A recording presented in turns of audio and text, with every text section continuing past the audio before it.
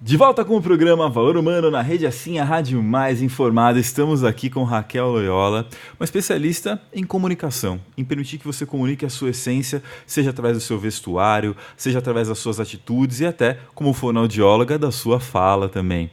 Raquel, como você construiu essa jornada até aqui? Como você escolheu, foi escolhida para ter esse propósito? Bom, me formei, né, em fonoaudiologia e a minha paixão sempre foi neurologia na faculdade. Então, na faculdade eu era monitora, sempre gostei de lecionar, sempre muito atenta às necessidades do outro. E por esse motivo eu trabalhava com pacientes que tinham lesão cerebral, adultos que eram vítimas de AVC, traumatismo craniano, e por causa disso eles perdiam a sua fala. Então, eles conseguiam, às vezes, entender, mas não conseguiam se expressar. Então, meu trabalho, durante muitos anos, até hoje eu faço esse trabalho ainda, ele foi voltado para a reabilitação da fala, pensando nos caminhos neurológicos. Foi aí que eu fui percebendo que não era só, porque eles conseguiam se comunicar, mesmo sem a fala. Foi aí que eu fui notando que não era só o verbal que comunicava. Tinha outros elementos na supressão desse principal que também ajudavam na expressão.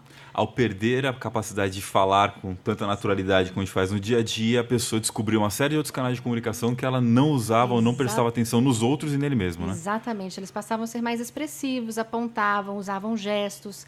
E, às vezes, é quando a gente perde que a gente valoriza tanto a comunicação. E foi no contato com esses pacientes é que eu fui percebendo o tanto que a comunicação era linda, mas por todas as suas facetas, e não somente por uma, que era verbal.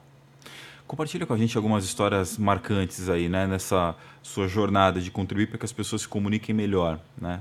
Na comunicação, a parte de imagem, a consultoria de imagem que você tem, algumas histórias que marcaram você. Tem uma história que me marca muito, que era de um paciente, que era um médico que trabalhou a vida toda, e ele teve um AVC, e aí num trabalho, né, inicialmente o trabalho, nos primeiros dias, ele só chorava porque ele não conseguia emitir nada. E aí depois Ele de... tinha quantos anos, mais ou menos, a Ele faixa etária? tinha 56 anos. Extremamente jovem e atuante no Extremamente mercado. jovem, e ele teve um AVC porque ele tinha ido para a Disney com a sua filha, e acho que muita intensidade de emoções, e lá mesmo ele teve o AVC e voltou para cá, e eu fui chamada para atendê-lo logo no início. Então, a expressão dele era só o choro, inicialmente. E aí, logo depois, a gente foi fazendo um trabalho, eu tive que, no início, inicialmente, só escutar ele chorar, porque a gente precisa escutar, não é? Então, eu precisei só escutar. E, aos poucos, a gente foi fazendo um trabalho e a minha grande emoção foi a primeira palavra que ele falou, né? Desculpa, vou ter que falar, foi puta merda. Essa palavra que ele falou é porque ela faz parte de algo que estava intrínseco. Não é porque ele queria falar um palavrão, ele era uma pessoa religiosa e que nunca tinha falado palavrão, não tinha esse hábito, mas era aquela primeira palavra que veio depois de todo aquele tempo, como se diz, enclausurado, preso dentro de si mesmo. Então, esse foi um paciente que eu me tornei uma grande amiga da família. Hoje recuperou, não 100%, mas está aí, né, graças a Deus, caminhando, né, nos projetos dele.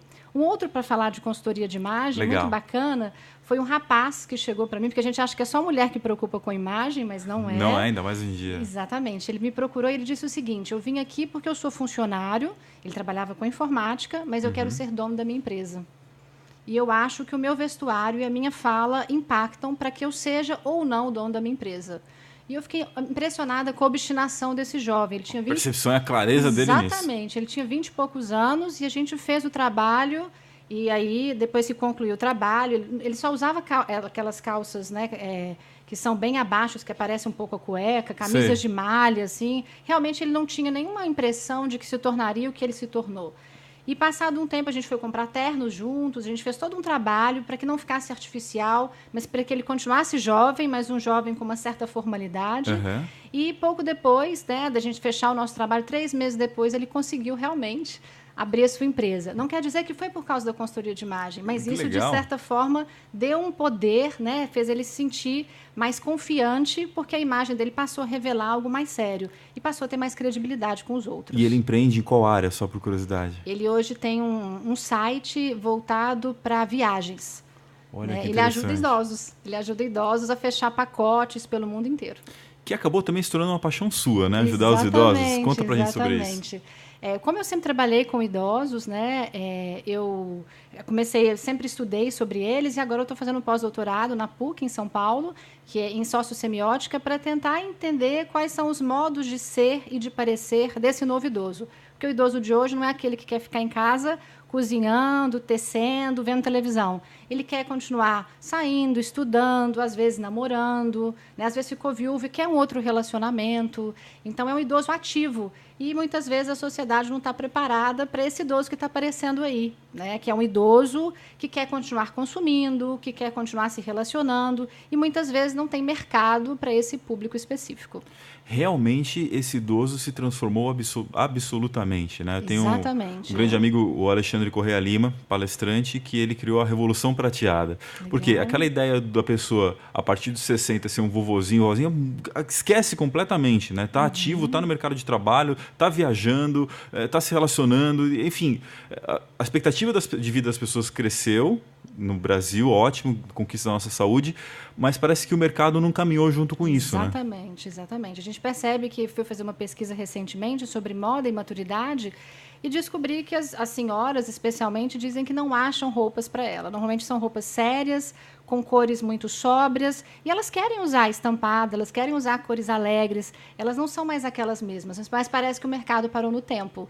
Então, há uma necessidade de fazer com que todo mundo, né, a sociedade em geral, se volte para esse idoso que só tem aumentado vertiginosamente o número dele no nosso país. E aí a gente está falando de alimentação, de vestuário, de uma série de serviços. Exato. Eu quero saber o que mais será que a Raquel está planejando aí para frente, quais são os planos dela, seja na questão da assessoria, né, de comunicação, de imagem, seja na ideia de ajudar os idosos e também algumas histórias a mais aí referente aos alunos dela e todo esse trabalho. A gente conhece mais sobre a história e a trajetória da Raquel Loyola na volta do nosso programa Valor Humano na Rede Assim, a rádio mais informada.